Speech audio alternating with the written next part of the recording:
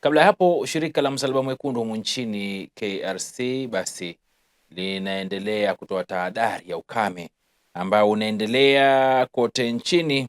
Sasa idara ya utabiri wa hali ya hewa ikitoa ilani kwamba taifa huenda ikashuhudia ama likashuhudia mvua ya kiwango cha chini ya wastani katika kipindi cha mvua nyingi cha miezi Machi hadi Mei.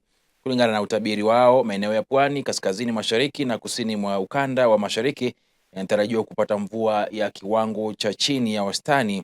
Aidha, vipindi vya kiangazi vinatarajiwa kuliko kawaida katika maeneo mbalimbali humu nchini, kama jinsi anavyotuarifu Jacob Ochiro.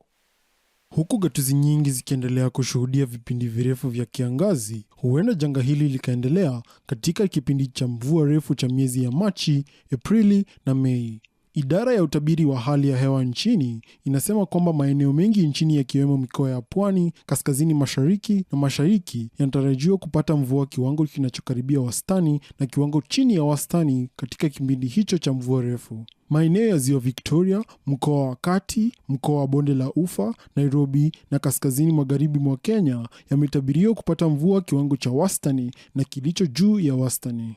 Aidha, Wakenya pia wataendelea kulalamikia jua kali baada ya utabiri kutolewa kuwa nyuzi za joto zilizo juu ya wastani zitaendelea kushuhudiwa nchini. Janga la ukame likizidi kukithiri, Baraza la Waislamu nchini SUPKEM limeitaka serikali kuzidisha juhudi zake kupambana na hali hiyo, huku likitoa wito kwa mashirika yasiyo ya kiserikali kusaidia kukabiliana na janga hilo. Nikiripotia Dira ya Hope TV, jina langu ni Jacob Ochiro.